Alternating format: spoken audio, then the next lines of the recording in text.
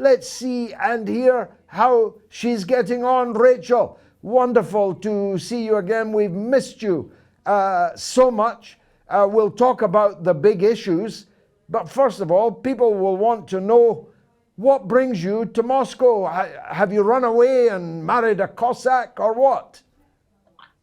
No, no, not at all. I am actually here to work with RT International here in Moscow. I worked with RT America for nearly 4 years before everything was shut down there in Washington, D.C.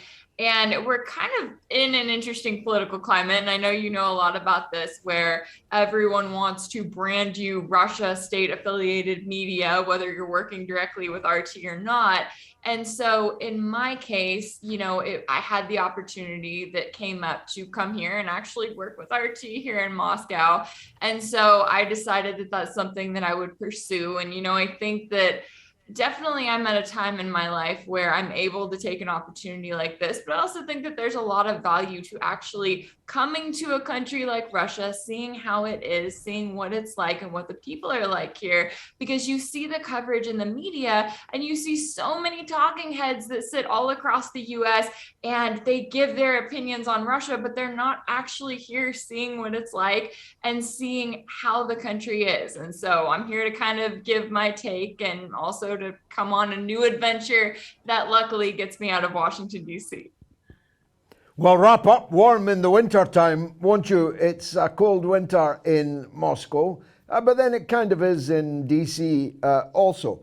Now, you made the obvious case that I've been making throughout, that shooting the messenger, branding the messenger, labeling falsely or otherwise the messenger, closing them down, it doesn't actually materially affect the facts on the ground. But of course, for a time, it fools enough of the people enough of the time. A good case in point is last evening, where American supplied NATO missiles rained down on civilian targets inside Russia. Now, and several people were killed and many were injured. Now, Russia will no doubt answer those missiles with missiles of their own. And I hazard a guess that those missiles will fall on the capital, Kiev. Not, I hope, on civilian targets, unlike the Ukrainian ones, but on government targets and centers of decision making, as they say in the parlance. Western media outlets will only report the retaliation. They haven't reported last night's ballistic missiles raining down on houses in Belgorod, inside Russia. So what you do is you gain a temporary advantage in propaganda terms with your own people, but you don't change the course of the war. And the war, the tide of the war, has irrevocably turned. Is that how it looks to you from Moscow? Yeah, I think you're absolutely right. And, this is something that anyone who was paying attention saw coming from the moment that the Biden administration started shipping over tens of billions of dollars in weapons and equipment to Ukraine. And of course, members of the Biden administration stand there and they say, oh, well, Ukraine gave us assurances that they're not going to use those weapons directly against Russia on Russian territory. But then at the same time, you also have to remember the fact that we're talking about one of the most corrupt countries in the world, where they have far-right neo-Nazi militias running rampant within their own military. So anyone who's watching this situation play out knows that it is just a matter of time until Ukraine does something like this. And I'm glad that you pointed out the media reaction on that, because it really goes to show you that not only do they have a narrative, but that they are willing to follow it no matter what happens, no matter what civilians are killed, no no matter how Ukraine is acting out and the ways in which, if it were Russia doing that, then they would have wall-to-wall coverage and they would be sending correspondents to, places in Ukraine claiming that they were on the ground and that they were giving you the full story. And instead, they just kind of gloss over it and they wait for any sort of retaliation. And then they will really start bringing the news to the people, so to speak. And I think that people are really getting sick and tired of that, right? We've seen certainly in the United States, and I'm sure it's the same all across Europe and the UK, where people are looking at what their government is doing. They're looking at what their media is reporting, and they're wondering, well, wait a minute, we've been sold this story that if we just gave Ukraine enough weapons, if we just pledged enough money, and we suffered on our end where we're dealing with continued inflation and sky high energy prices, if we just suffered through all that and we gave that support, then the tide would be turning, right? Then they would quote unquote beat Russia, whatever that looks like, to the West. And yet they're not seeing that happen. And so I think that it really is a big turning point that hopefully we will start to see, where people really start to wake up and they wonder why it is that these politicians that they continue to support are not serving their own countries and are instead continuing to throw money into what has truly become a bottomless pit here. Well, I don't know what's happening in the US. I'm going to ask you to tell me, but I know what's happening in Britain. And the flags are coming down. The Ukrainian flags are coming down. I drove past a building on the way to the studio tonight that has from the beginning been flying the most gigantic Ukrainian flag, God knows where they got it, I've ever seen. But it's not there now. It's been replaced by the English flag now. It's on top of a big warehouse factory type thing. The Twibbons on Twitter, the blue and yellow ribbons that were everywhere, are disappearing like snow off a dike in springtime.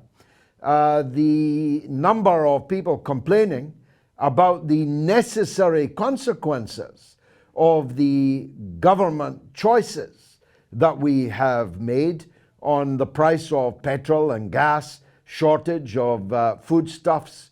I don't know if you're familiar with Lurpak butter, but I can tell you it's now £7.99 a tub.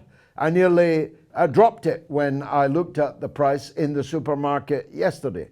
Everyone here is paying close to £10 a gallon for petrol, diesel, £10 a gallon. And if your car takes as many gallons as mine takes, then filling your tank has gone from about £80 to about double that in the course of a few months. In America, I see that Joe Biden has changed his tune. It was all Putin's price hike before, but yesterday he attacked who? Not Putin, not the oil companies, but the mom and pop petrol station owner who's making less than 50 cents a gallon selling the petrol. Biden sternly warned them to cut their prices.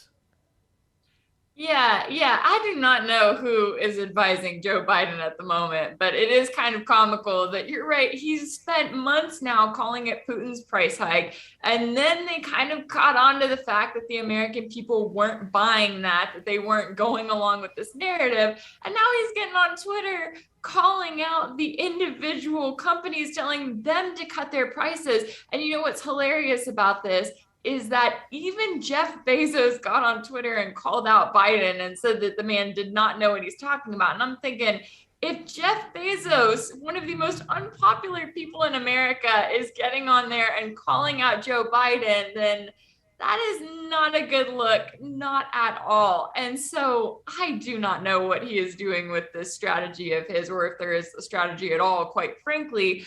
But it is notable that the latest poll on whether or not Biden should seek re-election found that 71% of Americans think that he should not run again in 2024.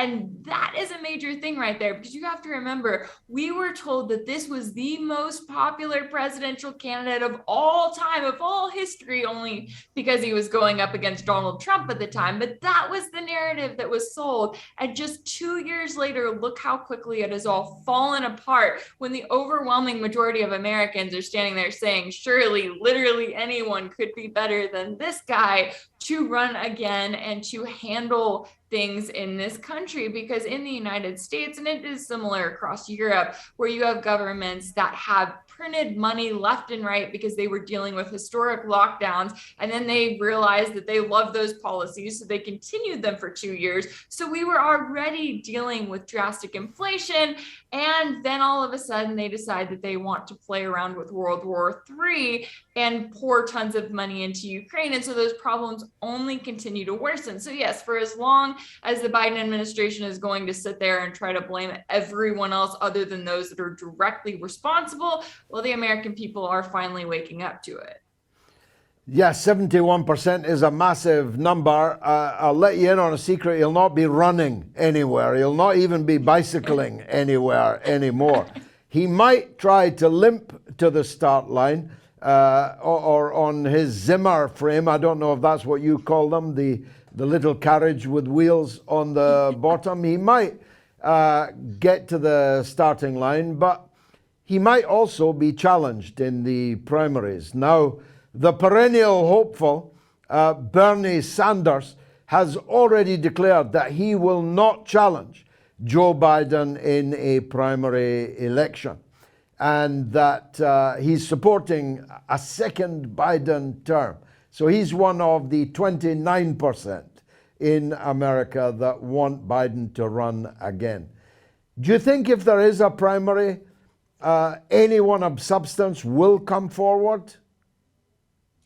See, I'm curious to see what they bring up, because I, think back to 2020 when there were so many Democratic challengers, right? You had not only Joe Biden and Kamala Harris, but you had a number of others that were these sort of fresh faces, and yet they were not popular. They didn't do great when it came to fundraising. And so I'm genuinely curious to see how that plays out and what the Democratic Party tries to put up there, especially when on the other side, you have the Republican Party with someone like Donald Trump, who clearly has had support and could have support again. And you've also got someone like Ron DeSantis, who has become more and more popular. And whether or not he runs, or even whether he runs as a Trump running mate, they have some powerful contenders that the American people, they've been in this place where they kind of swing back and forth with right and left, right? They decide, okay, we're going to try out this political party for a while. Now we're going to swing back to the other one. And in the case of the Democrats, we're in a situation where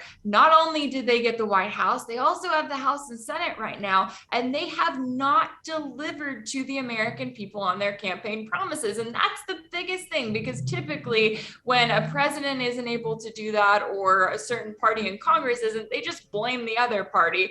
Well, in this case, Democrats don't really have anyone to blame but themselves. So I think that is definitely going to be something to watch for, to see if they actually try something new, or if it's a case where they would rather just kind of take a step back a little bit, let a Republican get back in power, because then at least they have someone to really face off against to then gain more support for their own candidate. And how sad is it that in the richest country in the world, we're in a situation where one political party is literally just hoping that the other one has a candidate that's so bad that they can campaign off of that, instead of actually campaigning on policies that would help the American people.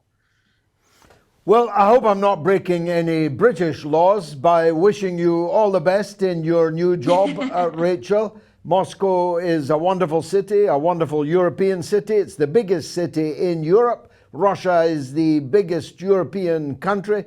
It is a truly wonderful place, and I hope they're going to pay you in rubles rather than dollars, because, hey, despite all the sanctions, the ruble is king. The ruble has come out on top of the dollar, despite all the efforts. Speaking of king, did you see the Elvis movie? You know, I actually haven't seen it yet. And I'm close to a movie theater here that actually plays movies in English. So I'm going to have to go by and see it. I'm looking forward to it. And you're right. You know, it's funny. I will say one last thing is that with all of the sanctions, the average Russian is actually doing just fine. It's not really impacting their daily lives too much. But as an American coming over here, from the moment you land, all of your credit cards are cut off thanks to the US government, and all of your money is cut off unless you brought cash. So it almost forces you to have to use not only rubles, but also the systems that the Russians have set up here. So it's kind of ironic, yet another way in which the US government is shooting itself in the foot with these sanctions, and yet another way that they only seem to be impacting people from the West. I hope they let you back in, Rachel, eventually, but I hope you have a long and wonderful stay in Russia. Thanks for joining us.